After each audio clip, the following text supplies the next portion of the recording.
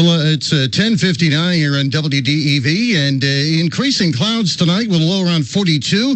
Tomorrow, increasing clouds with a high near 70, and rain for Sunday, a high near 51 degrees. 48 degrees right now as we take a look at the last hour of the CBS Radio Network, a special coming up after the very last CBS hourly newscast. This is AM 550 WDEV Waterbury, Montpelier, 96.1 WDEV FM Warren, broadcasting from the top of Sugarbush, along with 98.3 W252 CU Montpelier and 101.9 W270 BR Island Pond. Now CBS covers the world at 11 o'clock.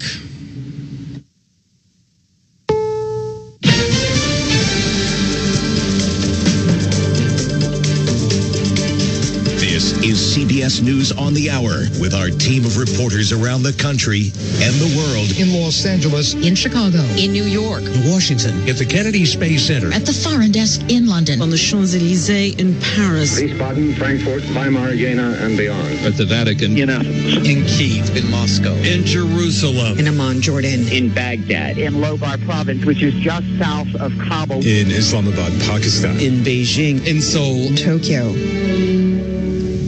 And I'm Christopher Cruz from the Douglas Edwards Room at CBS News headquarters.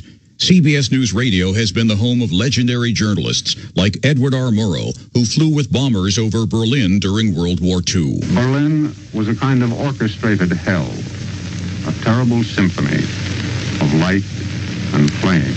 CBS News Radio brought the news into your home from the lunar landing. The moon age began less than 2 hours ago when American astronauts radioed from the moon, the Eagle has landed. To the Challenger disaster. Debris falling out of the sky, falling slowly, painfully, tragically slowly toward the Atlantic Ocean. From Ground Zero. The devastation that is before us now is unbelievable in terms of an entire World Trade Tower collapsing. There's nothing left of this thing. To foreign battlefields. The roads are lined with IEDs, and 2 Iraqi soldiers are killed when their Humvee is struck by a bomb.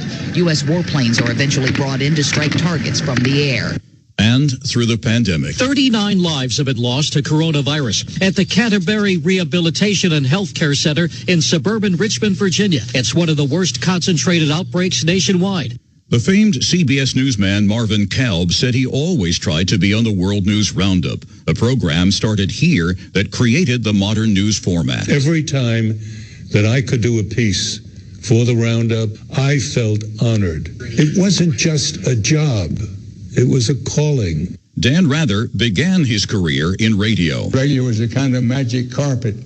They would take you there. They'd take you to the war. Radio had a certain immediacy about it. Thoughts echoed by now former CBS News correspondent Scott MacFarlane. Try explaining a Supreme Court ruling and all its eccentricities in 20 seconds. CBS Radio could always do it. The biggest, the smallest, everything was told efficiently, conversationally. It's really what's the best of social media now. And now, for all of us at CBS News Radio, for the last time, this is CBS News. Every Sunday, moderator Margaret Brennan goes face-to-face with top leaders to make you better informed. Face the Nation, Sunday on CBS and streaming on Paramount+.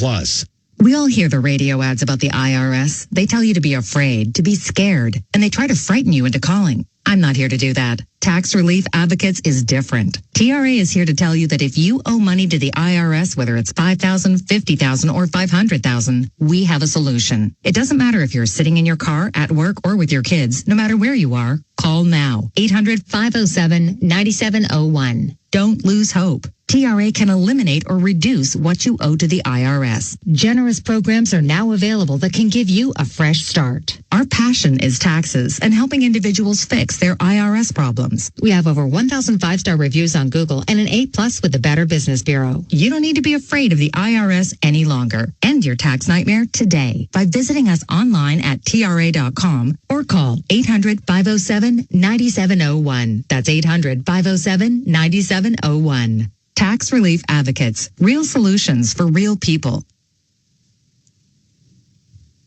As CBS News Radio comes to an end, we borrow a page from CBS News Radio correspondent and anchor Robert Trout and his tribute to our first home, Studio 9. It's just a soundproofed room, 15 by 20, surrounded on two sides by glass-encased control rooms.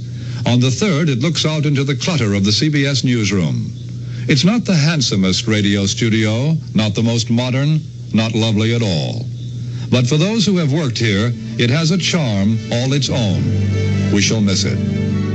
For all of us at CBS News Radio, the hundreds of affiliated radio stations and the millions of listeners. This is CBS News. This is Edward Murrow speaking from Vienna. This is CBS News. This is CBS News. This is CBS News. This is CBS News. This is CBS News. For the final time, I have the privilege to say, I'm Christopher Cruz, CBS News.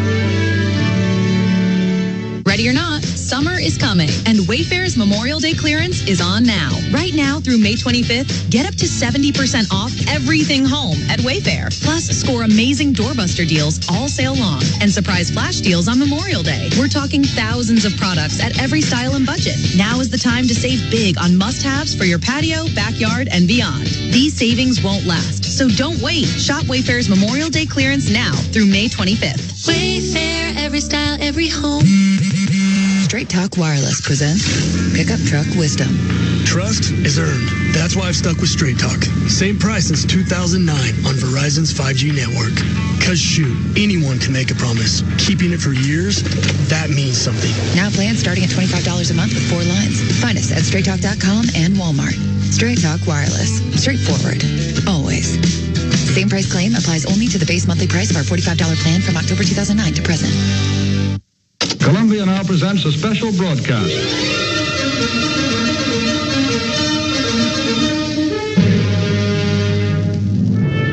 May 22nd marks the end of CBS on the radio. Over its nearly 100 years, CBS has helped define the sound of America. This is Edward Murrow speaking from Vienna. It's now nearly 2:30 in the morning, and Herr Hitler has not yet arrived. It has been there for wars and tragedy.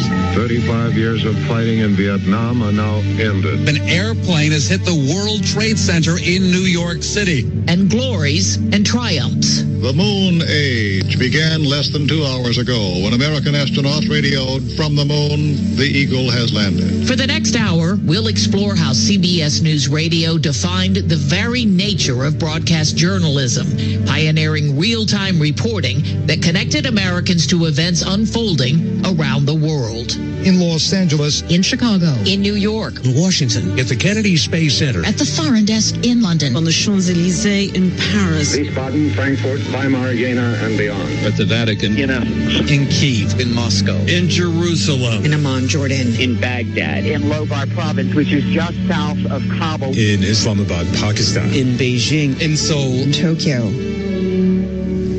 I'm CBS News correspondent Cammie McCormick, and this is Good Night and Good Luck, a production of CBS News Radio.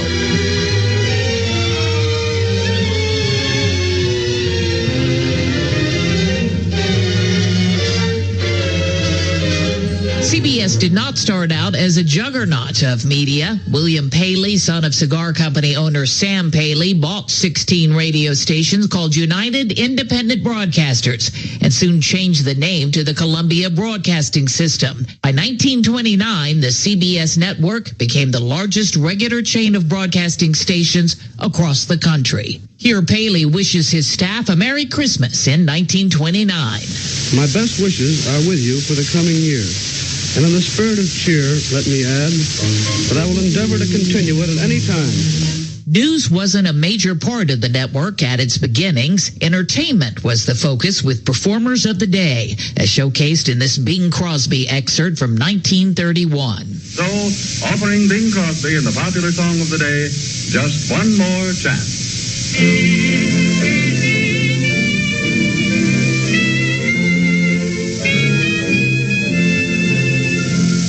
Just one more chance. In 1932, news became a bigger focus for the network, starting with a live coverage of events like the Republican National Convention that year. We have been broadcasting from the Chicago Stadium, the convention hall of the Republican National Committee on the National Convention. However, However, radio is both a source of journalism and entertainment for listeners came into conflict one fateful night on October 30th, 1938.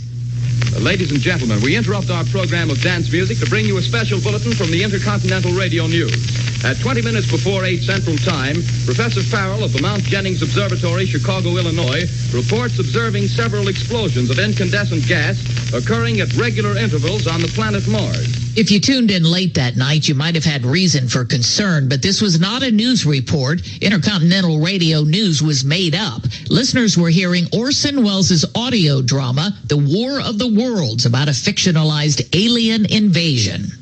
The spectroscope indicates the gas to be hydrogen and moving toward the Earth with enormous velocity. Professor Pearson of the observatory at Princeton confirms Farrell's observation and describes the phenomenon as, quote, like a jet of blue flame shot from a gun, unquote. At the time, the New York Times reported that the broadcast spawned a wave of mass hysteria, but more recent analysis says this may have been a reaction from newspapers to the upstart medium of radio. Wells apologized the next morning. Scripted dramas like The War of the Worlds filled the radio waves, and many of them featured prominent Hollywood performers. Here in a recreation of a 1943 performance of Sorry, Wrong Number, Agnes Moorehead, who is best known today for her role as Adora on Bewitched, reacts as she overhears a phone conversation she shouldn't have. Hello? Remember, George, make it quick. Our client doesn't wish her to suffer long. I'll use a knife then. Yes, a knife will do very well. And remember afterwards, remove her rings and bracelets and the jewelry in the bureau drawer. Our client wishes it to look like simple robbery. I know. Don't worry. I never muff a job like this. Everything's okay. I never... Oh, how awful. How unspeakably awful. Sports was also a major part of the network. This excerpt from the last game of the season in 1939 even offers up a studio sponsorship. The first half of the fourth inning just concluded. There's no score in the ball game. And before the last half of the fourth inning gets underway, we're going to give you the lineups and then turn you over to your Wheaties play-by-play announcer, Walter Johnson. The biggest sports stars of the day appeared on air. Here's Babe Ruth defending the amount of publicity he received back in 1939 for visiting with sick children. Babe, you've had more publicity than the Prince of Wales. You like it? Well, I'll tell you about that. I wouldn't be human if I didn't like small write-ups for my home runs. But I don't like the paper to say that I see sick and crippled kids to get my name in the headlines. That's all wrong. I'm strong for the kids. I know them, and they know me. Publicity can't make a fella smack the old apple or play good ball. If he does that, he'll get publicity anyway. CBS played a key role in a phenomenon that would change how presidents could interact directly with the public. President Franklin D. Roosevelt addressed the nation in a series of radio talks, and CBS helped frame the broadcasts as intimate conversations by calling them fireside chats. Newsman Robert Trout first used the term suggested to him by Harry Butcher, a CBS vice president in Washington. Here's an excerpt from a fireside chat, including an introduction by Trout from October 12, 1937. Seated at his desk in the White House in Washington, the President of the United States addresses the nation in another of his fireside chats. My friends, this afternoon I have issued a proclamation calling a special session of the Congress to convene on Monday, November 15th, 1937. Any CBS radio retrospective has to include Arthur Godfrey. His more relaxed conversational style of broadcasting was a big change from those early big booming voices of radio's earliest days. Godfrey got his start covering President Roosevelt's funeral service in Washington on April 14th, 1945. God give me strength to do this.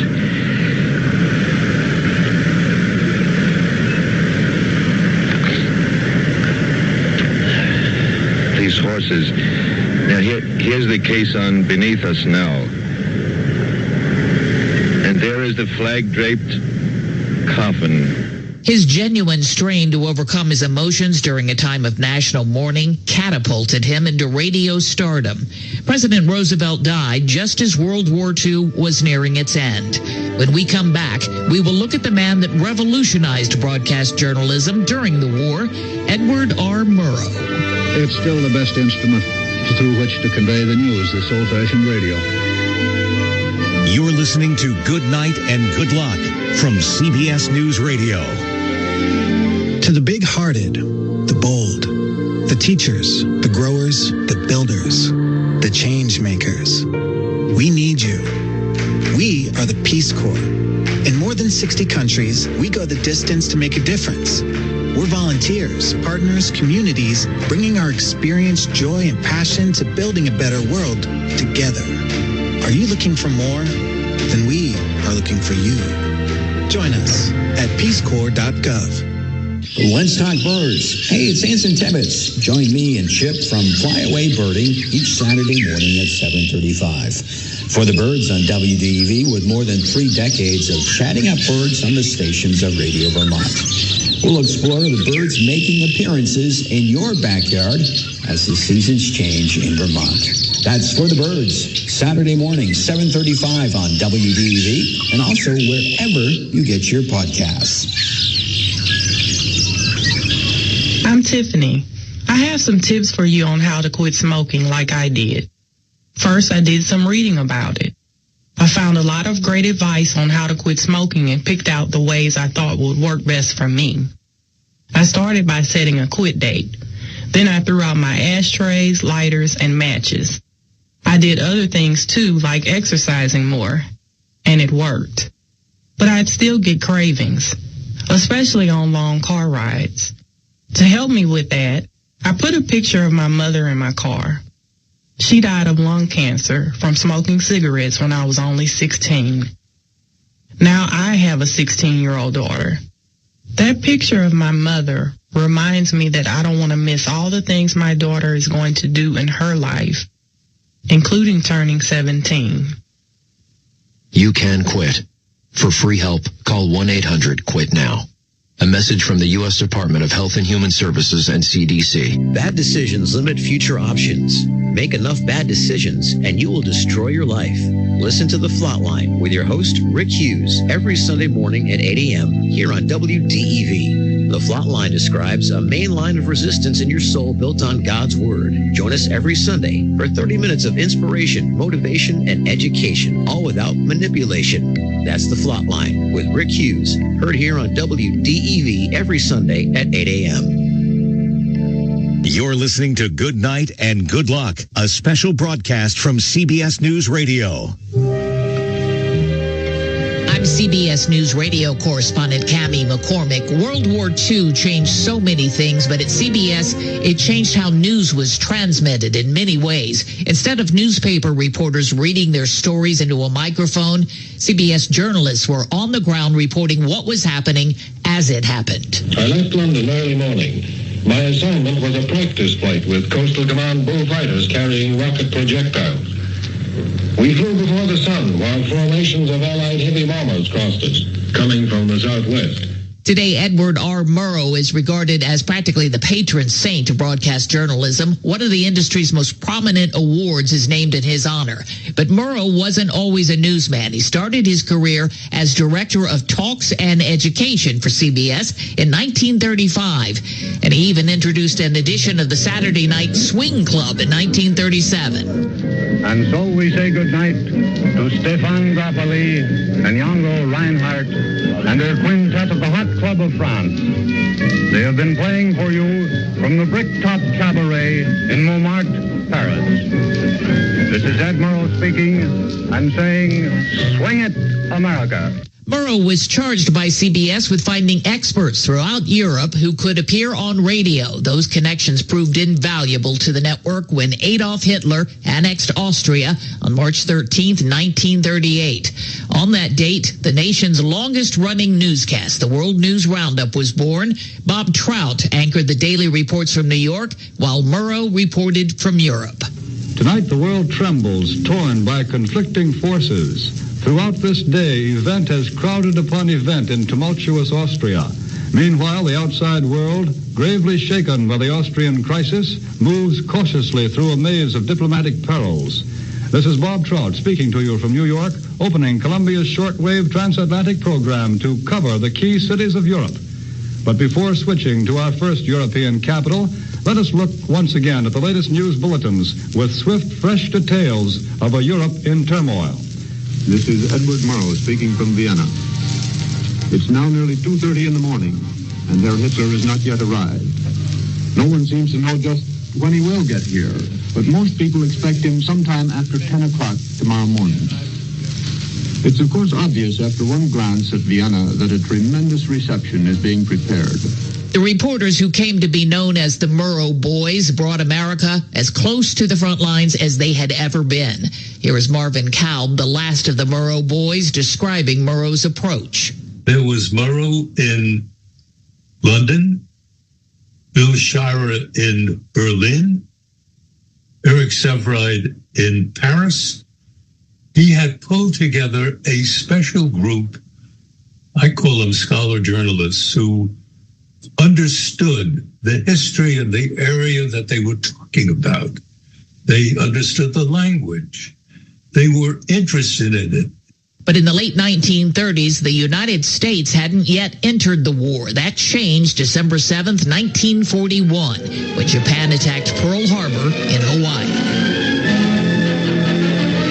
We interrupt this program to bring you a special news bulletin. The Japanese have attacked Pearl Harbor, Hawaii, by air, President Roosevelt has just announced. The attack also was made on all naval and military activities on the principal island of Oahu. CBS anchor John Daly later remembered breaking the news on air.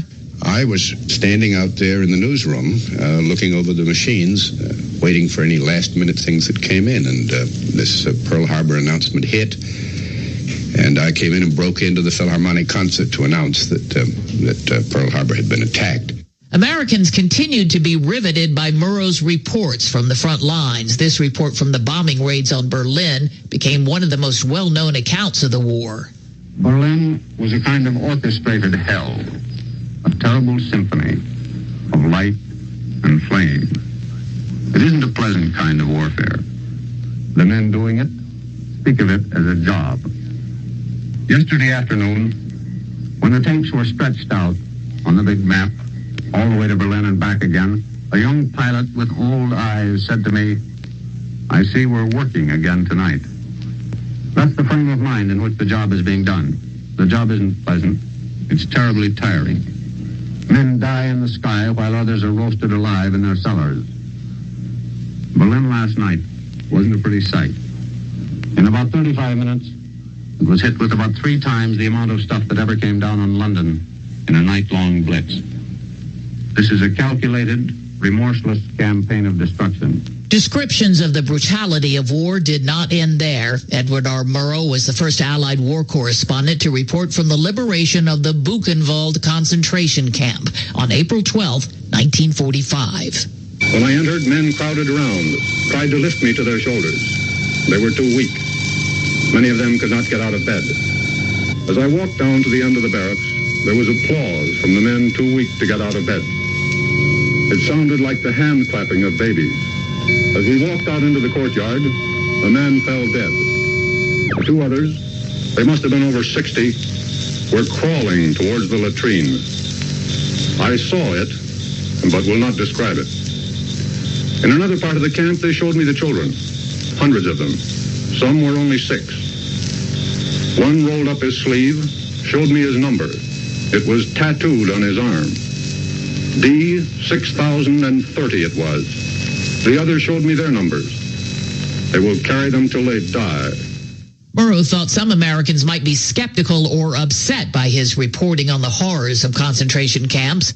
I pray you to believe what I have said about Buchenwald.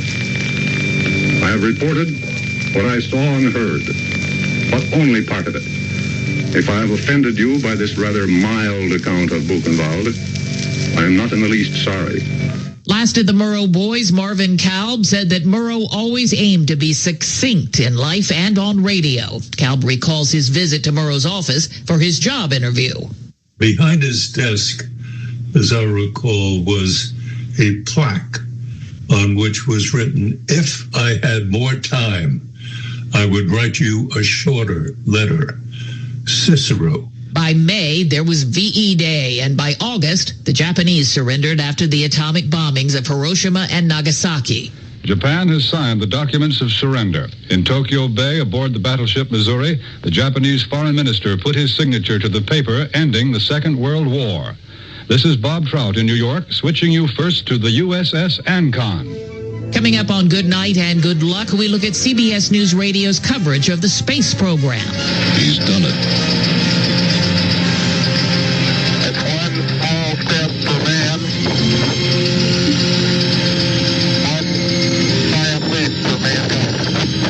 Plus, a conversation with CBS News business analyst Jill Schlesinger on the current state of the radio industry.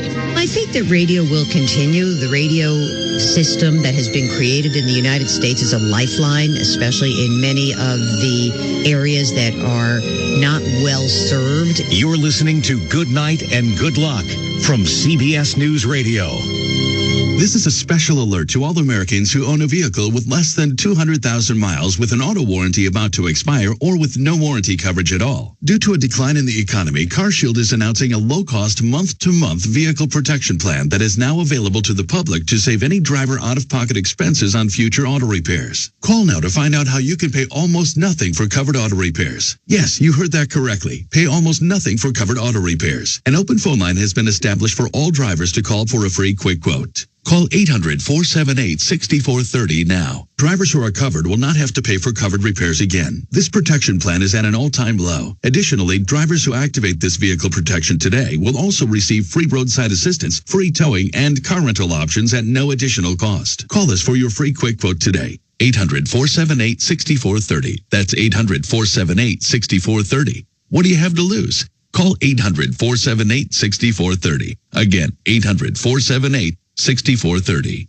Thanks to your support, the nonprofits VetTix and First Tix have given away tens of millions of tickets and counting to vets currently serving military, the immediate family of troops killed in action, and our brave current and former first responders. These tickets are a meaningful way to say thank you to America's heroes. And now we want you to be part of the mission. Got extra tickets to concerts, games, or special events? Or want to see if you qualify? We want you to go to vettix.org and firsttix.org today. Give something to those who gave. You say you'd never give in to a meltdown. Never let kids' toys take over the house. And never fill your feed with kid photos. You'd never plan your life around their schedule. Never lick your thumb to clean their face. And you'd never let them leave the house looking like less than their best. You say you'd never put a pacifier in your mouth to clean it. Never let them stay up too late.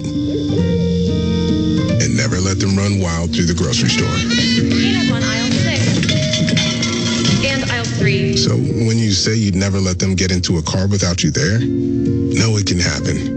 1 in 4 hot car deaths happen when a kid gets into an unlocked car and can't get out. Never happens.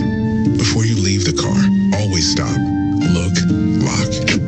Brought to you by NHTSA and the Ad Council. You're listening to Good Night and Good Luck, a special broadcast from CBS News Radio. I'm CBS News Chief Washington Correspondent Major Garrett. The period after World War II was quite a bit different from the tumultuous start of the network shortly before the Great Depression and the war itself. The Cold War was a period of simmering fear, and that fear bubbled over when Wisconsin Republican Senator Joseph McCarthy claimed to have lists of communists working for the U.S. government and held hearings to have government workers testify about their political beliefs. Edward R. Murrow made this editorial for the CBS News television program See It Now in 1954. The actions of the junior senator from Wisconsin have caused alarm and dismay amongst our allies abroad and given considerable comfort to our enemies. And whose fault is that? Not really his. He didn't create this situation of fear. He merely exploited it, and rather successfully. Cassius was right.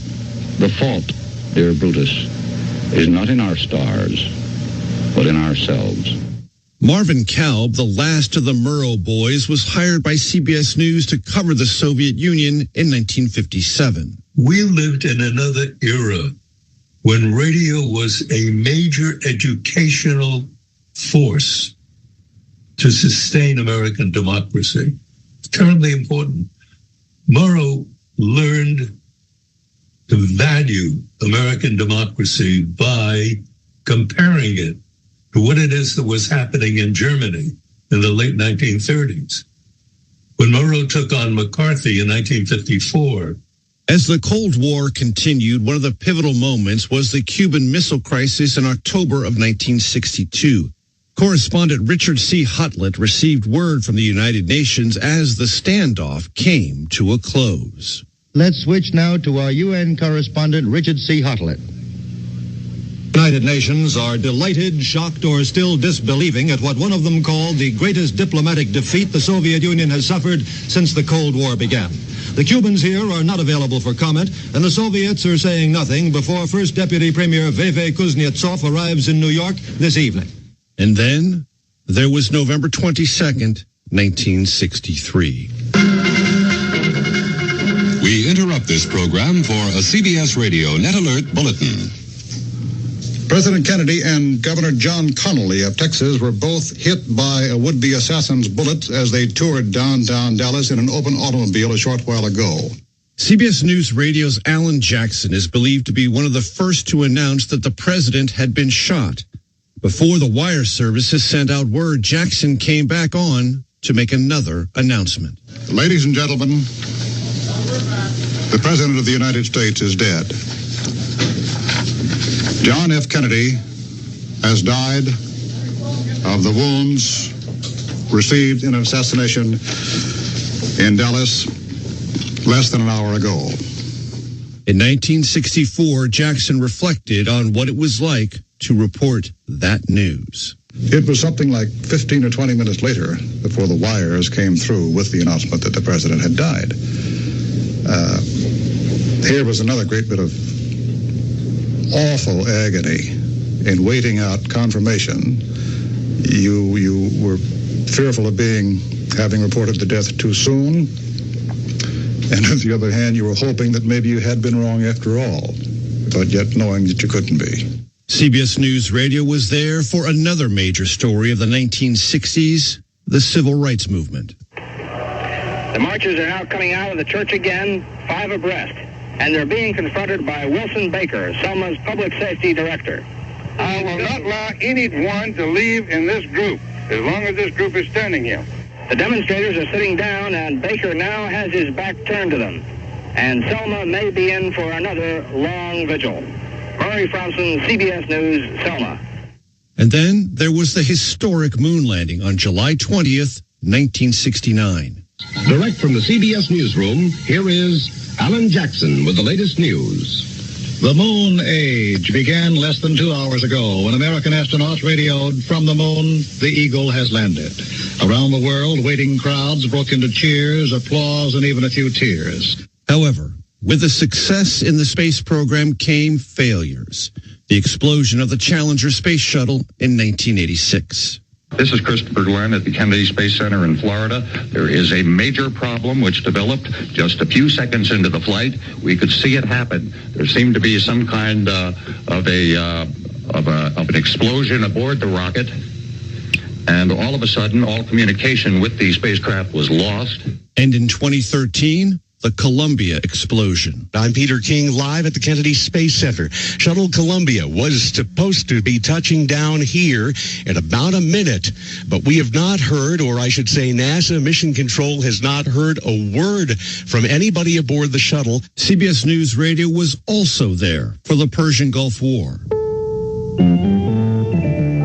CBS News, this is David Jackson. The Persian Gulf War apparently has begun. Conflict in the Middle East is a theme that continues through to today. We'll have more on that subject later in the program. But now we're going to talk with CBS News business analyst Jill Schlesinger about the current state of the radio industry. Jill, what is the state of radio? I've been with CBS now for 18 years. From the moment I walked through the doors, people told me that both radio and television would be gone in 3 or 5 years. And here we are 18 years later. But what we do know is that advertisers really wanted an ability to pinpoint who they were targeting. And with digital advertising, you do get a much more specific drill down into who you are throwing your dollars at. And I think that that's truly been the transformation.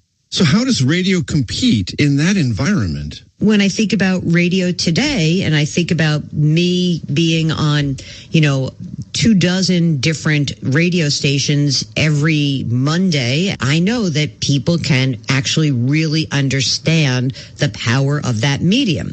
But as somebody who was very early in the podcasting world, I don't reach as many people talking on my podcast as I do when I talk on the CBS network. This is the end of CBS News Radio. So naturally, the question comes, what's next? It's sort of a sadness for me because I really feel very much compelled by the way that radio has helped propel my own career. When I came to CBS, I was hired to help bring a digital platform to life.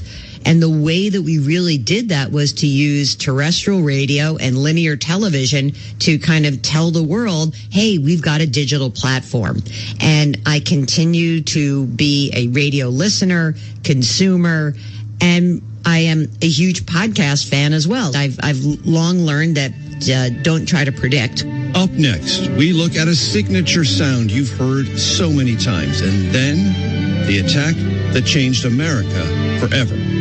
This is Good Night and Good Luck from CBS News Radio.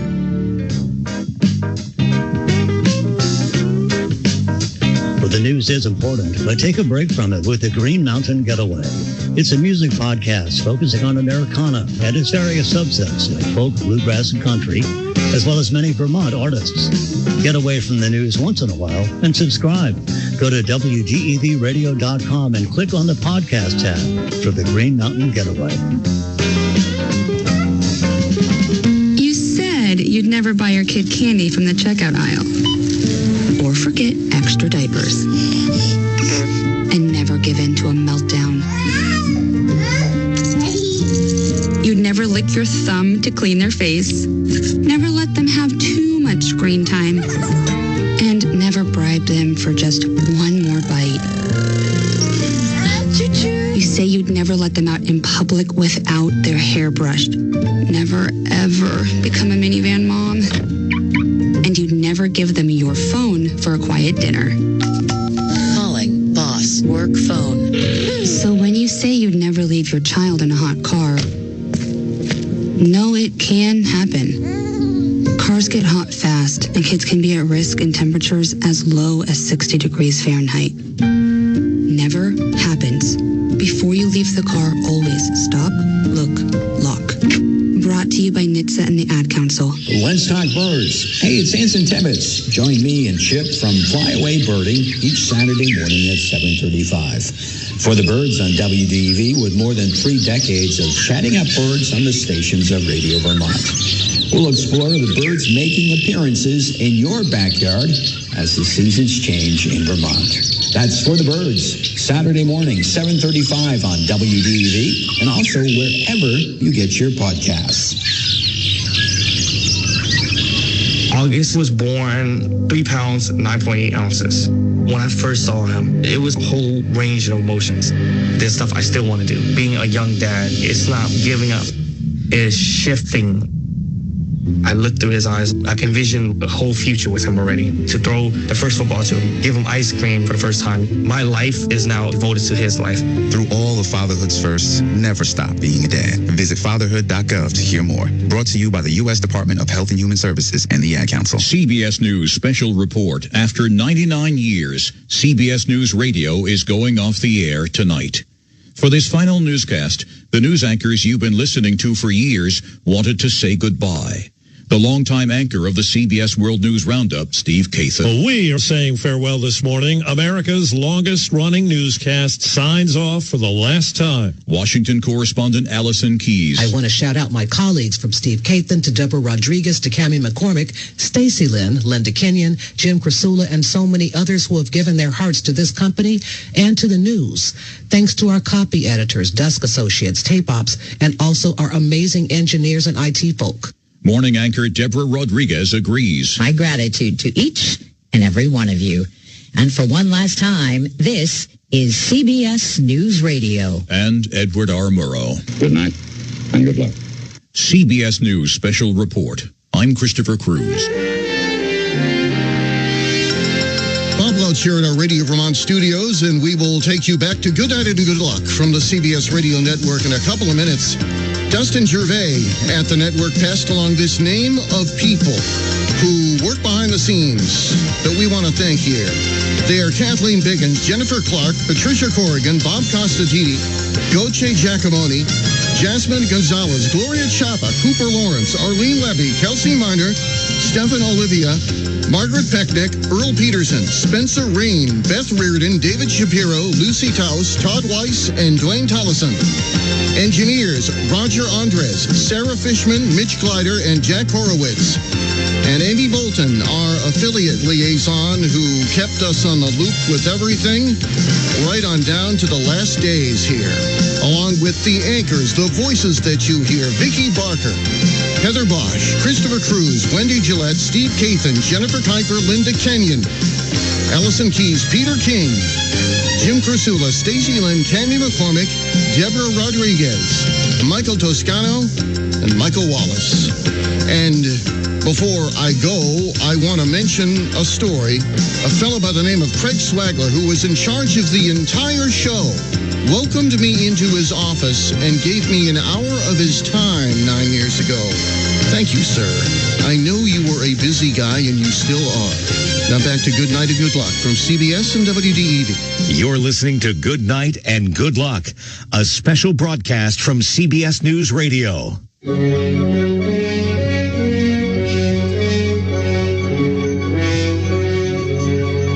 I'm CBS News Radio correspondent Steve Kathan. In a changing world, one thing that changed was our signature sounder for our top-of-the-hour broadcast. This is CBS News on the Hour. In the early days, previously recorded material of any kind was not allowed on air. After World War II, that changed. Listeners began to hear recorded reports, and in the 1960s, a signature sound of the newscast was born.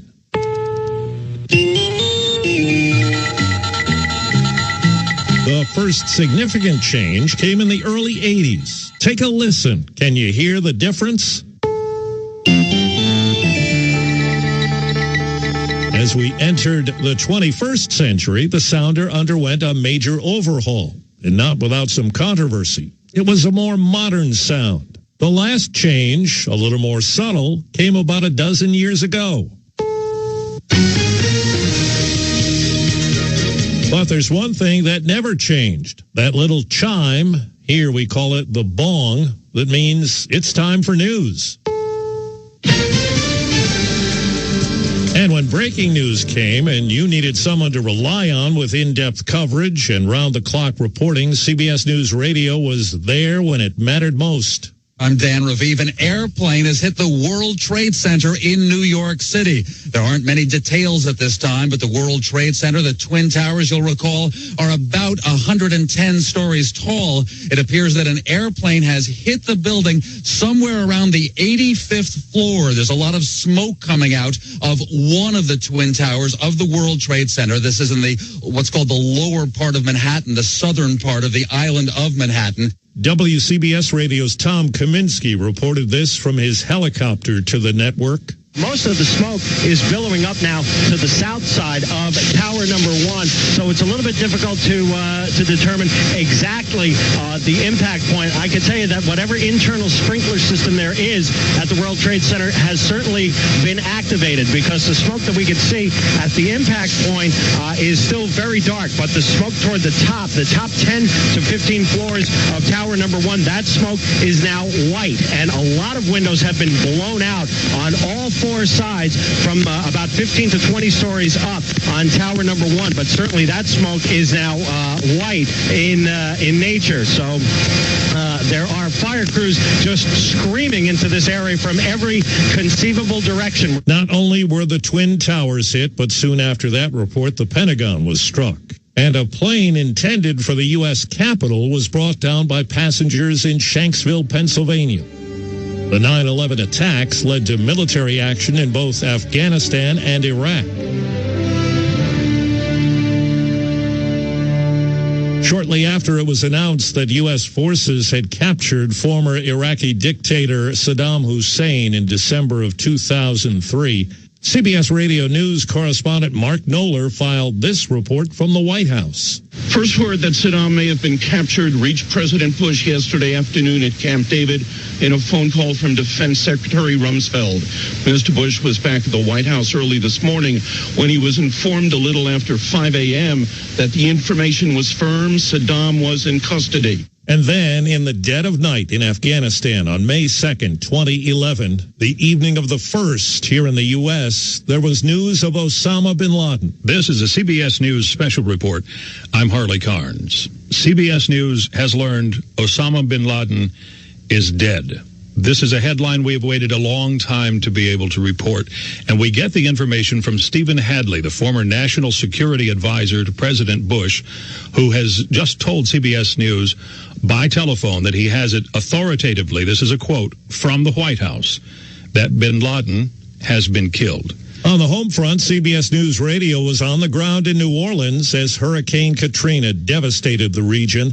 On August 29th, 2005, Cammie McCormick rode out the hurricane in a hotel room. What can only be described as bullet holes in the window in the room where I'm at. You can hear the debris hit the window with a sort of ping. And Jim Krasula described the storm's aftermath. There is debris and bewilderment everywhere. National Guard troop transports are filled with people who've been rescued from their flooded homes.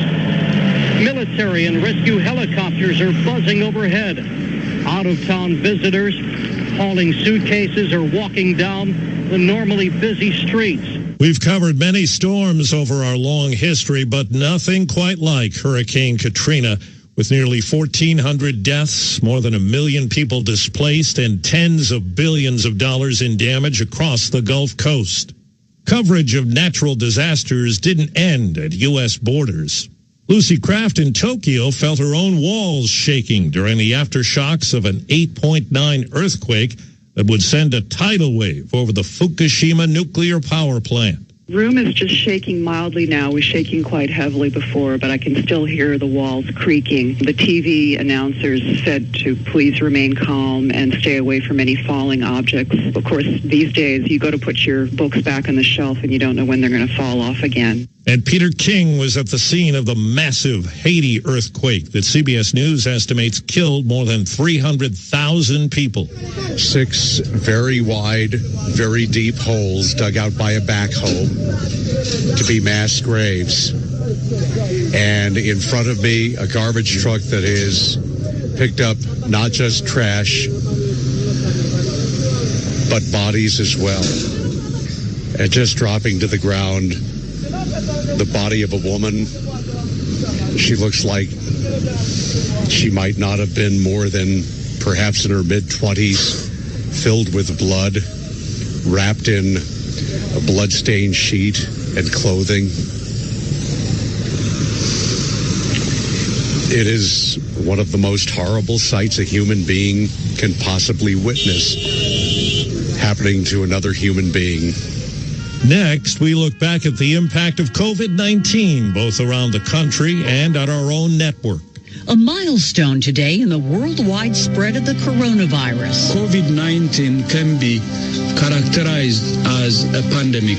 As you might know, CBS News had to completely relocate its broadcast operations from New York, including all of us here at CBS News Radio, after some workers tested positive at the broadcast center. I want to thank everybody who's adapted on short notice to pull off a feat that we think Murrow might be proud of.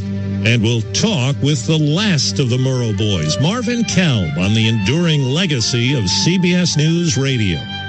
CBS Radio set the tone. It created an institution of serious journalism, which helped the American people understand where they were day after day in connection with themselves, their country, and the world. I'm Steve Kathan. You're listening to Good Night and Good Luck.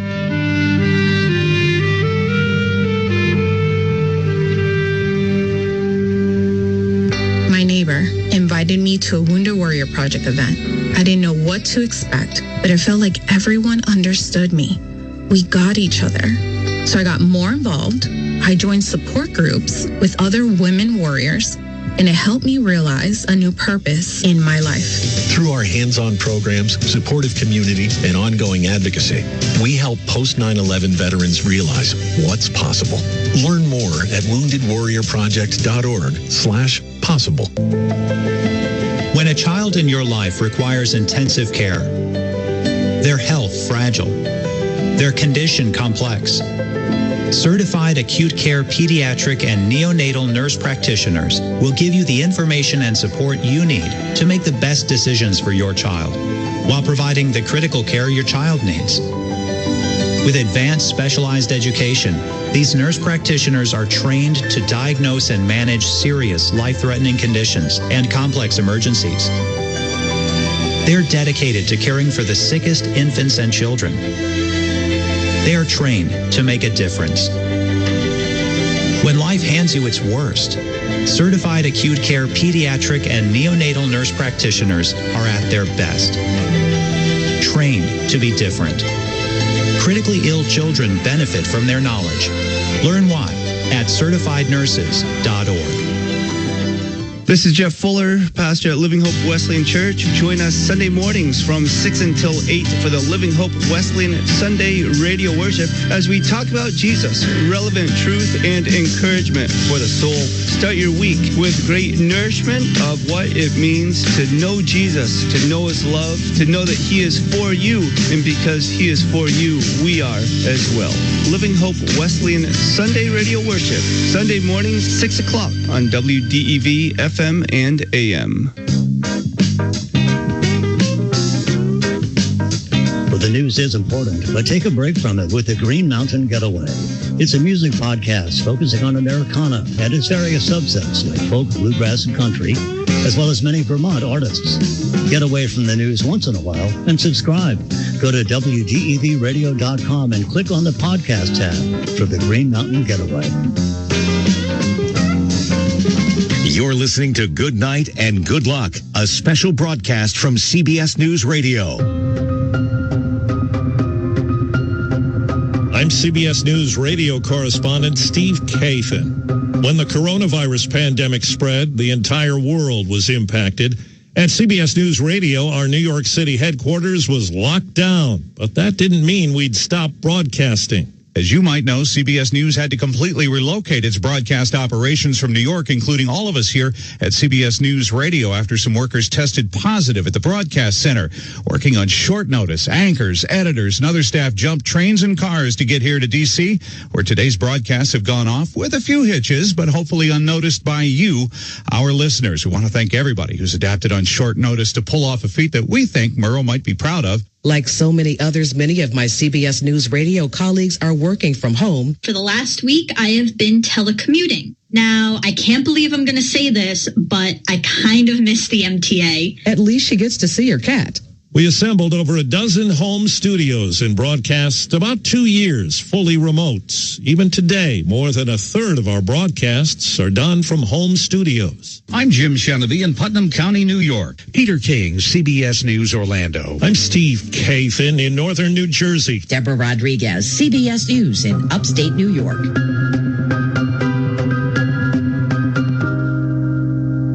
Veteran correspondent Steve Futterman has traveled the world for CBS News Radio. One of his last assignments for us took him to the Polish border with Ukraine, where he shared the harrowing stories of Ukrainian war refugees fleeing for safety. Some have gone to extraordinary means to make it here to Poland. 50 kilometers. Did you walk? Yes, 50 kilometers. This 19-year-old was lucky. His friend was not. My friend was alone, and he's dead now. The Israeli-based humanitarian group Rescuers Without Borders has sent people here to the border town of Medyka. We saw one refugee being treated. He walked during 6 days. Now he's in very bad condition. The injuries doctors are seeing show the determination and desperation of the refugees. Open, broken legs. Broken legs, and they're still walking. They are still walking at the camp. Steve Futterman, CBS News, Medyka, Poland. For the latest on that Moscow situation, here's the story from Moscow by CBS News correspondent Marvin Kalb.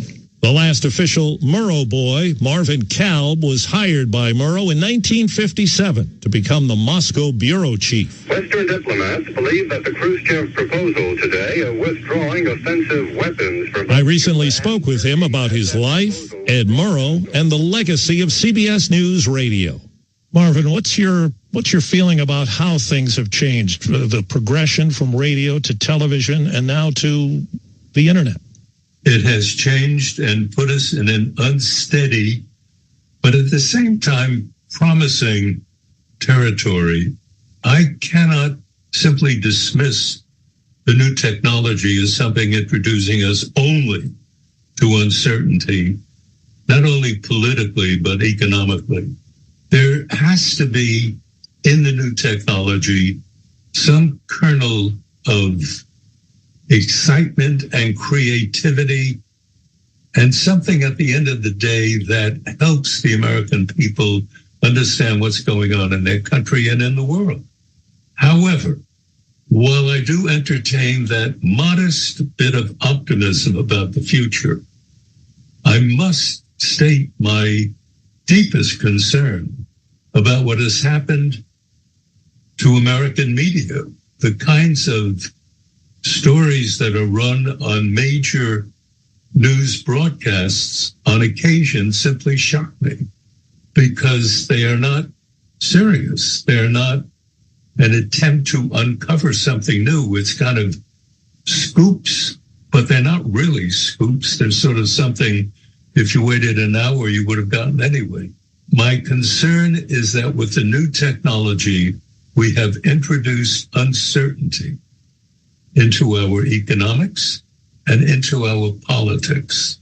And I go back to the Murrow principle of linking solid, unencumbered journalism, virile journalism, unafraid journalism, with the maintenance of American democracy, one tied intimately to the other.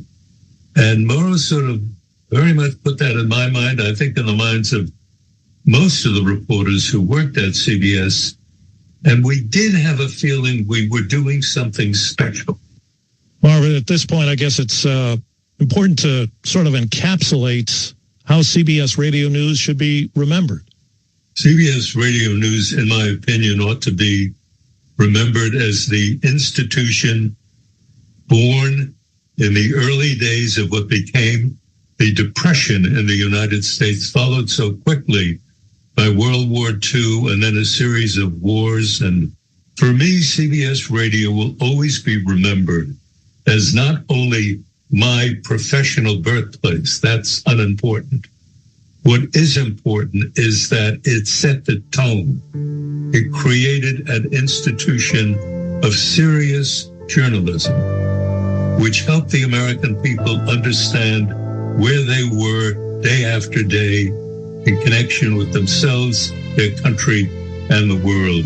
And it was done with class, and it was done with depth, and it was done with a sense of importance. The work was important. We were doing something for journalism, but more important, we were doing something for American democracy.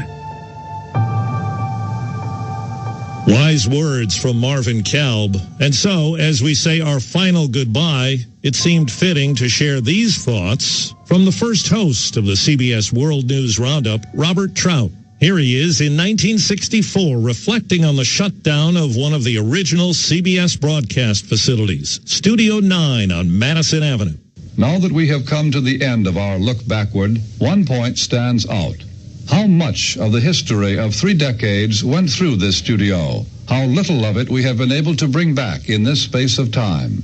So many broadcasts, so little time to remember them. Let us salute the words that, because time cannot be expanded, were not spoken again on this broadcast today.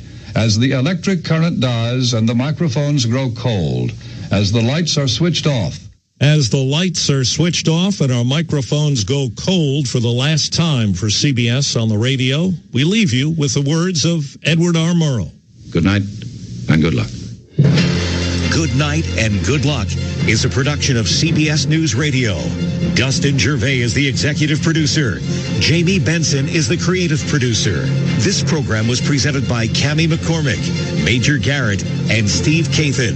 Archives assistance was provided by Dave Plotkin, Wayne Cabot, and Craig Swagler. Special thanks to Gautier Giacomoni, Dwayne Tollison, and Megan Marcus. Thank you for listening to this presentation of Good Night and Good Luck.